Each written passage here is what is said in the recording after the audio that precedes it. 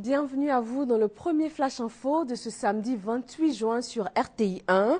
Cette journée est marquée par le début du Ramadan en Côte d'Ivoire, le mois de jeûne musulman. Les musulmans vont donc observer le jeûne, l'un des 5 piliers de l'islam, pendant les 30 prochains jours. L'information a été officiellement annoncée hier par le COSIM, Conseil supérieur des imams, après l'observation du croissant lunaire. Et vous le savez, le retour à Abidjan du siège de la Banque africaine de développement est imminent. Dans les 2 mois à venir, ce sera le cas pour la plupart des instances décisionnelles de l'institution. Mais déjà, le prochain conseil d'administration va se tenir dans la capitale économique ivoirienne. Un test grandeur nature pour la Côte d'Ivoire. Reportage. La page de la relocalisation de la Banque africaine de développement, BAD, à Tunis est définitivement tournée. Le prochain conseil d'administration de la banque a lieu à Abidjan en septembre prochain. Ce sera alors le début des activités du groupe à son siège d'Abidjan après 11 années de relocalisation à Tunis. Le jeudi 26 juin, le conseil d'administration a fait ses adieux au gouvernement tunisien avant de tenir sa dernière réunion à l'agence temporaire de relocalisation. Désormais, les membres du conseil ont 2 mois pour prendre fonction à Abidjan. Mais avant cette échéance, le président et le vice-président de la BAD sont annoncés dans la capitale économique ivoirienne dans les prochains jours. Les quelques 2000 travailleurs de l'institution occuperont les immeubles du Centre de commerce international d'Abidjan, CCIA, et du siège de la BAD dans la commune du Plateau. Abidjan a abrité la cérémonie de publication du rapport de la Banque mondiale sur l'emploi des jeunes en Afrique subsaharienne. Les experts sont unanimes. L'éducation détermine en grande partie les opportunités d'emploi. Les conclusions de l'étude des experts de la Banque mondiale sur l'emploi des jeunes en Afrique subsaharienne, présentée ce vendredi, indiquent qu'entre 2015 et 2035, il y aura chaque année 500 000 jeunes de 15 ans de plus que l'année précédente. Une importante population pour laquelle des politiques hardies d'insertion doivent être élaborées. Il est important que l'État s'assure que ce soit des politiques éducatives de qualité qui sont pertinentes et qui permettent d'équiper les jeunes avec les compétences qui les rendent employables ou capables de créer leur propre emploi. La deuxième chose, c'est l'amélioration du climat des affaires. Et le secteur privé est le moteur de la croissance économique. C'est le secteur privé qui crée des emplois. Le troisième élément, la population croît de manière très forte. Évidemment, par conséquent, il y a toujours une demande très forte sur le marché du travail. L'adéquation entre la formation et l'emploi reste une préoccupation pour l'ensemble des pays concernés.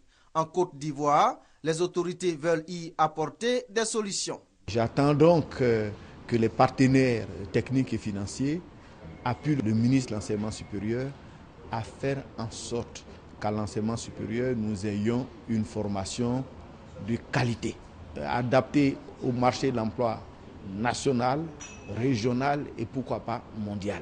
La création d'entreprises à haute intensité de main-d'œuvre, l'élargissement des marchés régionaux, l'augmentation de l'accès au crédit et l'amélioration de l'environnement des affaires sont entre autres solutions envisagées par les experts. Ouvrir largement son futur gouvernement à la communauté musulmane du nord de la Centrafrique, organiser un grand forum à Brazzaville où tous les Centrafricains, y compris les ex-Séléka et les anti-Balaka, vont se retrouver. Ce sont les conditions fixées à Catherine Samba-Panza, la numéro 1 par intérim de la Centrafrique, par les dirigeants africains pour continuer à bénéficier de leur soutien. La rencontre a eu lieu en marge du sommet de l'Union africaine achevé hier vendredi. L'agriculture et les enjeux sécuritaires ont été au cœur de ces débats à l'UA. Le sommet de l'Union européenne à Bruxelles décide de donner 3 jours à la Russie pour qu'elle engage 4 actions concrètes destinées à faire baisser les tensions dans l'est de l'Ukraine. Si ces conditions ne sont pas remplies, les Européens pourront se réunir à tout moment pour décider de nouvelles sanctions contre Moscou. Et sur place, le président ukrainien Petro Porochenko prolonge de 72 heures le cessez-le-feu avec les séparatistes pro-russes qui eux aussi se sont engagés à cesser les combats.